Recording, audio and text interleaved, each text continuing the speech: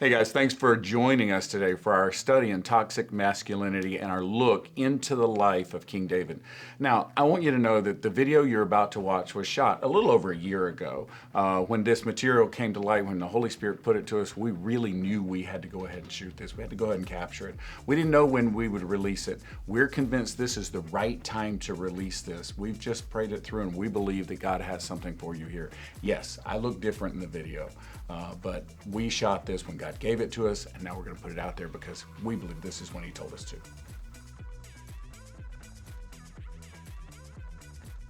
Well, hey, y'all, once again, thanks for joining us for our study in the life of King David in the Old Testament. King David is really considered the greatest king of Israel. Frankly, his son Solomon probably ruled at a higher level. So in his day, Solomon would have been seen as greater than David. But as we look back at it, we really look and we see David as the one that establishes the boundaries of the nation of Israel and conquers the enemies that are around them. David is a man's man. David is a great warrior. David is strong. David is in charge. David is a winner. He's a conqueror. He's all those things, but he's also someone who has a heart for following God. Therefore, he's the perfect example of non-toxic masculinity, the type of masculinity that quite frankly, we need to see more men practicing today. We do not need less manhood. We need more holy manhood going on in the world around us. That's what we need. So as we look at his life, I just want you to know that really, throughout most of his life and career, David is a positive example of how to lead. However, I do need to tell you that around 2 Samuel chapter 11, all that changes. From 2 Samuel chapter 11 forward in his life, David becomes in many cases a negative example of how to lead. He becomes a negative example of how to be a non-toxic man. In fact, there's a lot of toxicity in his manhood from chapter 11 going forward. Well, you might ask, what happened in chapter 11? Well, David took a woman that was not his. And when he did that, it shifted his life. A lot, where everything went right before that, it seems that almost everything went wrong after that. I need you to understand. Everybody hear me. God did not reject David because of his affair with Bathsheba, but David's leadership and ministry was never the same. It never fully recovered from that moment. We have to understand that even though we may not lose God's call or our position that God has put us in, does not mean we haven't lost the very best God might have for us going forward. Sin in our lives will diminish the power and the value of what we are doing. And we have to understand that it always has a cost. We must understand that. And when that cost comes, it may come at a very high price. This is the way it happened in David's life. Now, today we're looking at 2 Samuel chapter 13. In chapter 13, David has all these sons. Listen, David had a lot of wives. Old Testament, ancient culture, stay with me on this. David had a lot of wives. So he had a lot of kids that were brothers from another mother. You know, that happened a lot in his life. So chapter 13 is a story about some of these guys. The sons all got together, the kids all got together. One of them, named Amnon, had, how do I say this? The hots for a sister from another mother, and he raped her. There's no way around it. He raped her. Her brother Absalom was furious because this other brother of his had disgraced his sister and then would not marry her, would not make it right. In ancient cultures, he destroyed this girl's life. And then he wouldn't make it right with her by marrying her or making her his wife somehow. He, in fact, decided after he raped her that he hated her. And Absalom watched all this happen. Now, I want you to know that for 2 Samuel chapter 13, verse 21 says this. When David found out, when King David heard all this, he was furious. Of course he was furious. One of his sons has violated one of his daughters. Come on, that's messed up. That's messed up by modern standards. And we've got to understand that's a problem. But do you know what the Bible says about what David did about the problem? Nothing. David did nothing. He was mad, but he took no actions. Listen to me. Your anger minus righteous action is useless. Your screaming about your anger without doing anything about the problem is not helping. It is simply useless, just like David here. David did nothing. You listen, when you are raising children or running a business or running a ministry, all of these things matter, but let's stay at home. When you are raising children, you must always be faithful at home. Now, we know David has been unfaithful with Bathsheba back in chapter 11.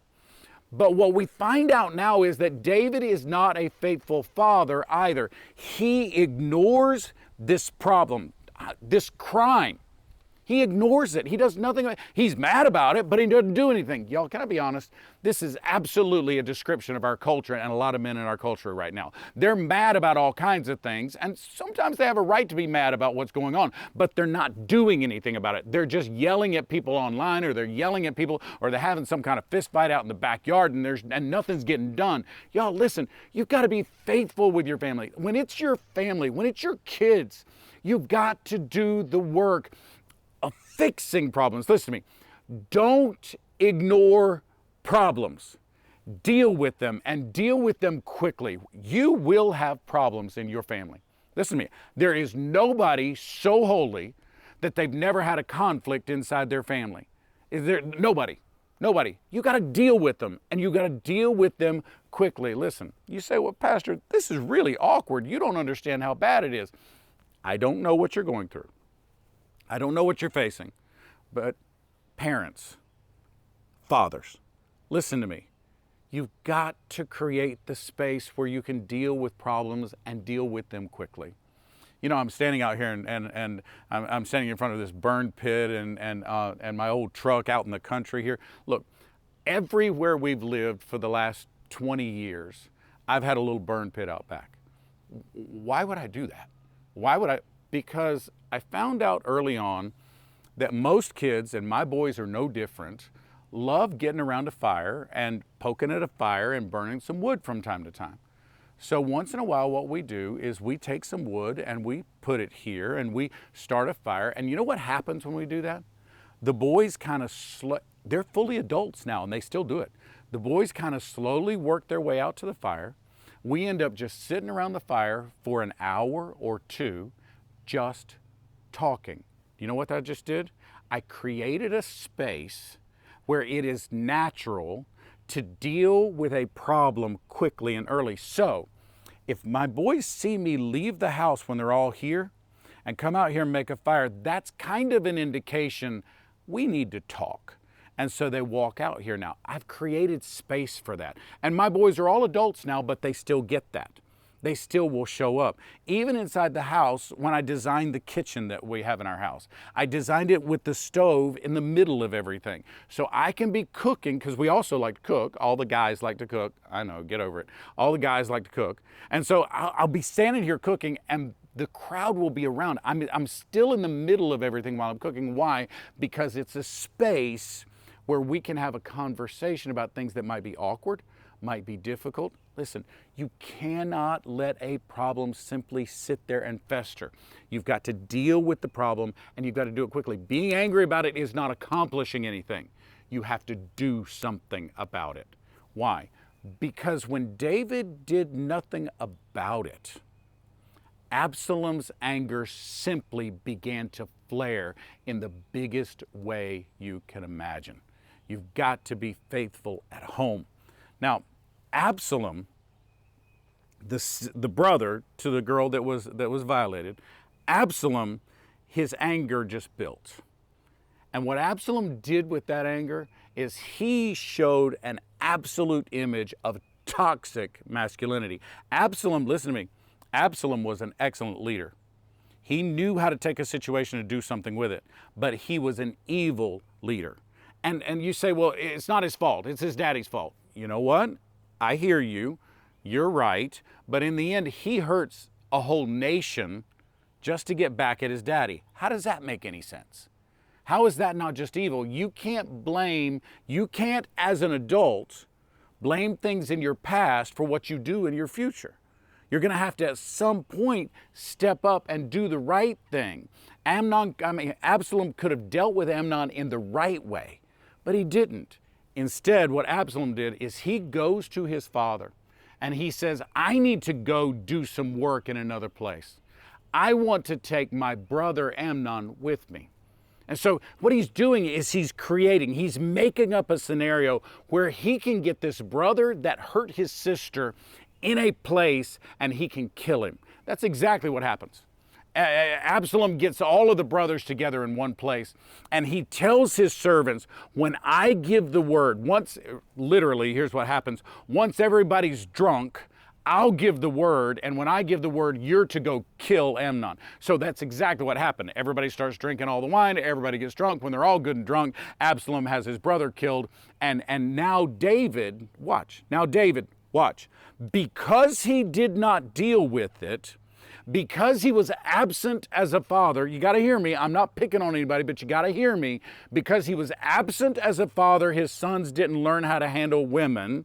And because he did not deal with the son that violated one of his sisters, another son now kills that son. So now he has incestuous issues going in his family. He's got murderous issues going in his family. I mean, do you see what's going on here?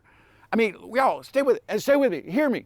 This is a man who is still in the New Testament described as a man after God's own heart. Listen, when you fail to do the right things, when you fail to take care of your family, when you fail to be present and faithful, horrible things can happen in your family, even if you're a good person.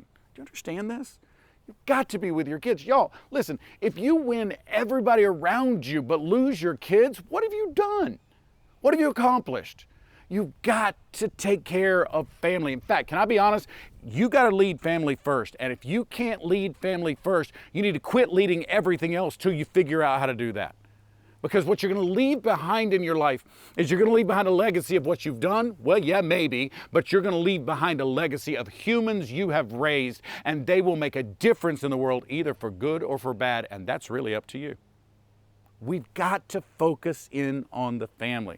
We've got to be faithful at home, which means we've got to be the leader when it comes to protecting our family.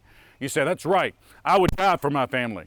Well, okay, fine, but will you live for them day after day after day, always being present when your kids need you, when your wife needs you? Will you be there when they need, or are you going to be absent, taking care of your important work while your kids don't even learn how to act like right people? What are you going to do? Which one are you going to do? You've got to lead your family. Listen, in leading your family, when something awful happens, hear me, when something awful happens, and listen, it may, even good parents have horrible things happen. Even good kids do wrong things. Everybody's got that, right? I'm not coming against, I'm just saying this will happen. When it happens, don't forget the past, because the past has not forgotten you. You have to understand that. Amnon has not forgotten that David did nothing to defend the honor of his daughter. David did nothing to deal with this son that had defiled her. David did nothing, and every day of Absalom's life, David did nothing, just rolled up in his head, and that anger was building. David should have seen that, and he should have dealt with that, but he didn't. Listen, you cannot ignore problems. You've got to deal with them quickly, and don't forget they're there, because they haven't forgotten what you failed to do. Okay? Now, Absalom, how do I say this? Absalom is just not a good human. He's just not. Now, we can cut him some slack for the fact that his dad really messed up. His dad was obviously absent from all the kids while they were growing up, and his dad did nothing to defend the honor of his sister. We can cut him some slack for that. Got it. But Absalom spent all of his time not figuring out how to heal his sister or heal his family. Absalom spent his time trying to figure out how to kill his brother And once that was done, we now know Absalom spent all his time trying to figure out how to get rid of his father and become king himself. In fact, in 2 Samuel chapter 13, it says, after Absalom had fled and went to Geshur. Now listen, he went to Geshur because his mother's brother was there. Here was someone that would take his side that did not like David to start with. So he went to somebody that hated his dad as much as he did. He stayed there for 3 years. For 3 years. And King David longed to go to Absalom, for he was consoled concerning Amnon's death. In other words, David wanted to make this right with Absalom, but he didn't do it. Just like it said, he was furious about the event. He was furious about that. He was heartbroken about the murder of Amnon, but he didn't do anything about either one of those. And now Absalom is just out there for 3 years in his own space, just spiraling downward into worse and more angry places. Listen to me. Inside your family, this also works in culture. Don't let grudges linger. Do the work. Listen to me. Do the work. Listen to me. It's work. Do the work of reconciliation. Get people back together, especially your kids. Look, don't let your kids' anger toward one another just linger. Do the work of restoring them, because if you don't, I promise you there will be a price to pay, and that price may be greater than anything you can imagine. Listen, the most important thing any of us will do is raise our kids. The most important thing any of us will do is build our family. Listen to me. Your business may be important. Your career may be important. Your career, I'm certain your career makes a difference in society, and it's huge and it's important. I feel like my career as a pastor is building into people and helping them go through life. I think that's incredibly important. But I need you to hear me. I'm not trading my family for my ministry. I'm not trading my children for my position, and you shouldn't either. We've got to lead at home first, and we've got to lead at home best. Be present from the beginning. But even if you've failed to do that, remember the places where everybody's been hurt and do the work of reconciliation now. Because even if you didn't have it right from the beginning, that doesn't mean as long as you're breathing, you have the opportunity to make it right. Lead your family. Lead your family and become the example to your sons and daughters of what non-toxic masculinity looks like. And God will bless that for generations to come. Thanks for watching another episode of Midweek at your house. So what now? There's a whole community with our virtual church whose purpose is to love God and love people better every day. We would love to have you jump into that. Tune in this weekend right here on our YouTube channel for New Life at Your House. There are 2 services at 9 and 11 a.m. Eastern Standard Time where you can know God better through music, teaching, and more opportunities. Don't forget to subscribe and turn those notifications on. We'll see you soon.